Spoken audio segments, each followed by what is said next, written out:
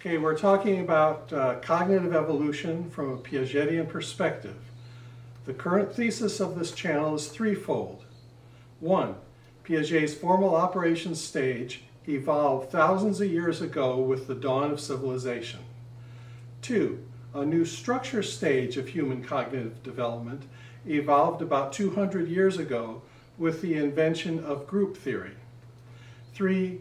The new structure stage has been key to the explosion of technologies that has been ongoing since the late 19th century. So now we're looking at this chart of Piaget's stages. Normally his stages are sensory, motor, pre-operational, concrete operations, and formal operations. I've made some annotations. For example, there's not just one sensory motor stage, there are 6 sensory motor stages as presented in The Construction of Reality and The Origins of Intelligence. I don't like the name pre-operational because it says it's a description of what the stage lacks rather than what it has. Piaget says it has cognitive representations, so that's how I would name that stage. With concrete operations, the key thing is the reversibility of operations. And then we get to formal operations, and I have called that alternatively a system stage. And explain what that means, or what's the justification of me using a term other than the one that Piaget uses. Piaget says,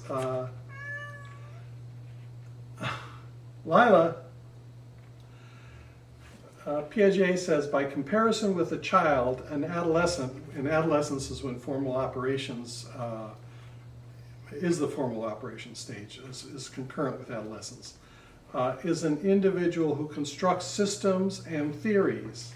The child does not build systems. And then, by contrast, what is striking in the adolescence is his interest in theoretical problems not related to everyday realities. Some write they may create a philosophy, a political tract, a theory of aesthetics, or whatever, but all of them have systems and theories that form the world in one way or another. So systems is part and parcel of the formal operations stage. Now what we're saying is that the formal operations stage is, or has been, superseded to a large extent by a structure stage. And Piaget, in his book Structuralism, discusses the concept of structure.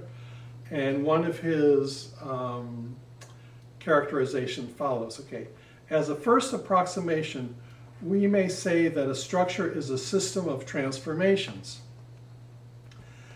Inasmuch as it is a system and not a mere collection of elements and their properties, these transformations involve laws. The structure is preserved or enriched by the interplay of its transformation laws, which never yield results external to the system nor employ elements that are external to it. In short, the notion of structure is comprised of 3 key ideas: the idea of wholeness, the idea of transformation, and the idea of self-regulation. So one of the interesting points he makes is that a structure is a system. So what's the difference between a structure and a system then? And I believe that the difference is a relative difference, that every system has a structure, and as opposed to, but a system has contents and structure. And when we talk about structure, we're looking at the structural aspect of a system. And what that enables us to do is compare systems, find isomorphisms or similarities or relationships between systems on their structural levels. And with that, I think I want to, I will take some material from the Socratica YouTube channel on group theory, and rely on it to give you an already well-prepared presentation of what group theory is, and how it came about a little bit, and I'll comment upon it later. There are many different areas of mathematics: geometry, number theory, topology, algebra, and the problems in these fields can be very different from one another. But in the late 1800s, people noticed they were using the same tool to solve many different kinds of problems. This sparked an idea. Instead of reinventing the wheel, why not lift the tool out of the different branches of math and study the full power of the tool in a general form? Okay.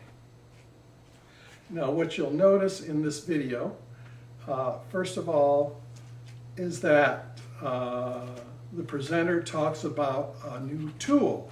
This is a tool that we would say wasn't there before group theory, and before Galois' invention of group theory. He sort of initiated it, and over the rest of the 19th century, this was 1832 when he died, so you could say in the years just before then is when he developed group theory. And in the second half of the 19th century, basically group theory and the like, these abstract structures took over mathematics and gave us abstract algebra.